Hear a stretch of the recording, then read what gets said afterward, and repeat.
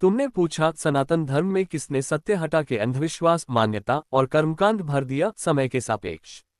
चलो अब इसे समयरेखा टाइमलाइन के अनुसार समझते हैं। इतिहास, दर्शन और समाज तीनों कोण से एकदम साफ, सटीक और गहराई से। 1. वैदिक युग लगभग 1500 ईस्वी पूर्व 800 AD पूर्व सत्य का युग। मुख्य आधार ऋग्वेद, सामवेद, यजुर्वेद, अथर्ववेद।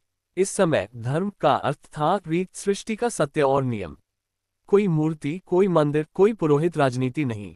ऋषि वे लोग थे जिन्होंने ध्यान, अवलोकन और अनुभव से सत्य जाना। यज्ञ थे, लेकिन उनका भाव था सृष्टि से सामंजस्य, न कि हवन कुंड वाला दिखावा। उदाहरण, ऋग्वेद कहता है एकम सद्विप्रा बहुधा वदन्ति, यानी सत्य एक ही है, पर ज्ञानी लोग उसे अलग अलग रूपों में कहते हैं। इस काल में धर्म इक्वल्स अनुभव जोड़ विवेक जोड़ सत्य की खोज। अंधविश्वास या जातिवाद इक्वल्स नहीं के बराबर।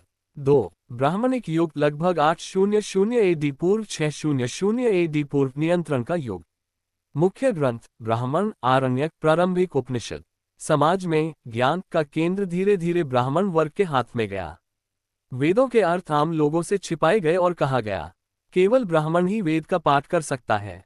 यज्ञ का आध्यात्मिक अर्थ मिट गया और रूपक कर्मकांड बन गए। धन, दान और स्वर्ग का भय धर्म में शामिल किया गया। ये वह दौर था जब धर्म आध्यात्मिक खोज से हटकर पुरोहित शक्ति का औजार बन गया। ज्ञान अभी जिंदा था उपनिषदों में, परंतु समाज में फैल गया अंधविश्वास और असमानता का बीज। 3. उपनिषद और बुद्धकाल लगभग 600 AD पूर्व 200 AD पूर्व विद्रोह का युग। मुख्य ग्रंथ उपनिषद, बौद्ध त्रिपिटक, जैन आगम। उपनिषदों ने फिर आवाज उठाए, नेति नेति, कुछ भी अंतिम सत्य नहीं है। अहम ब्रह्मास्मि, हर व्यक्ति के भीतर ब्रह्म है। लेकिन जब ब्राह्मणवाद ने पुनः कर्म का अंत थोपे, तब महात्मा बुद्ध, महावीर, चारवाक जैसे विचारक खड़े हुए। उन्होंने कहा करुणा रखो, तर्क करो, आत्मा से देखो, यानी धर्म को तर्क और अनुभव की जमीन पर वापस लाओ। सत्य को फिर से जनता ने छुआ, पर ब्राह्मणिक सत्ता ने विरोध किया और बाद में फिर उसे ढक दिया। 4. पौराणिक युग लगभग 200 AD पूर्व 800 AD पूर्व मिथक और मान्यताओं का युग। मुख्य ग्रंथ रामायण, महाभारत, 18 पुराण, स्मृतियां। कठिन दर्शन को जन सुलभ बनाने के लिए कथाएं और पुराण लिखे गए, पर इन्हीं में धीरे धीरे जोड़ा गया स्वर्ग नरक का डर, पाप पुण्य का व्यापार, देवी देवताओं की मूर्तियां, कर्मकांड और ब्राह्मण की प्रधानता। इसी युग में जाति और वर्ण व्यवस्था कठोर हुई। सत्य कथाओं में छिप गया।